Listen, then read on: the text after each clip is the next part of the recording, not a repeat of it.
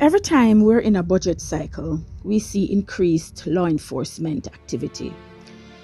Is this a case of overtaxation and public harassment? Every budgetary cycle we see a predictable and disturbing pattern.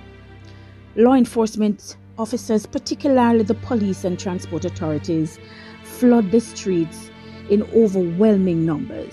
They issue tickets left, right, and center, seize vehicles at an alarming rate, and clamp down aggressively on motorists and transport operators. The question must be asked: why does this happen so consistently around the time the government is finalizing its budget? Is it merely a coincidence, or is it a calculated move to squeeze the people to help fund the government's financial obligations? Is this a hidden tax on the people?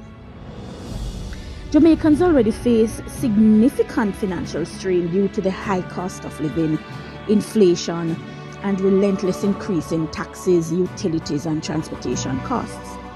Yet, whenever the government is preparing a new budget, there seems to be an unrelenting push to extract even more money from the people through aggressive ticketing and enforcement. This raises serious concerns. Is this revenue collection disguised as law enforcement? If the primary concern was road safety, this level of enforcement would be consistent throughout the year. However, it spikes suspiciously during budget cycles, suggesting that the goal is not public order, but financial gain.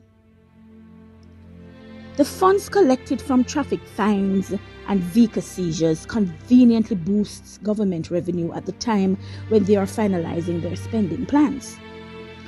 Is government targeting the working class? The very people who keep the economy running, transport operators, taxi drivers, and private motorists, are the ones bearing the brunt of this financial attack. Many of these individuals operate within thin profit margins, and excessive fines can mean the difference between survival and financial ruins. Let's look at the ethics of over-enforcement. If the government needs more money, why not find ways to stimulate economic growth rather than pushing the people who are already struggling? Is it ethical to rely on aggressive policing tactics and hefty fines as a supplementary revenue stream instead of implementing fair taxation and responsible spending? I believe the government is out of touch with its people. Governance should be about service, protection, and economic development, not oppression.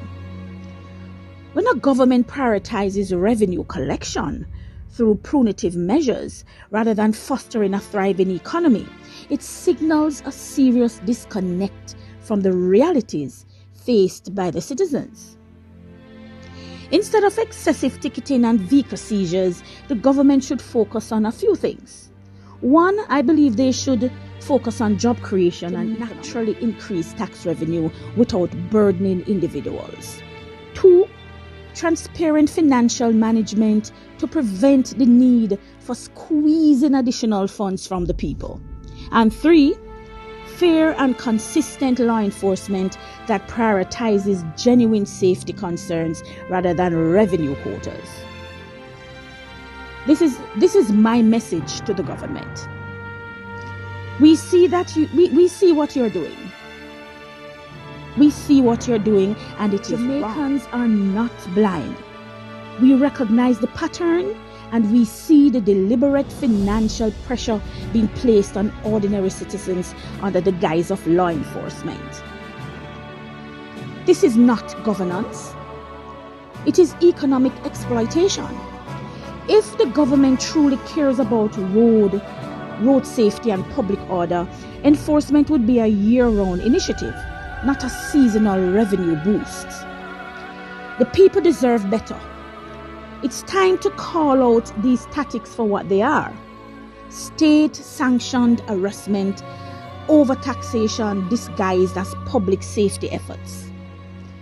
The government must be held accountable for prioritizing fair governance over oppressive financial extraction. I am Carlene Ramirez Acosta.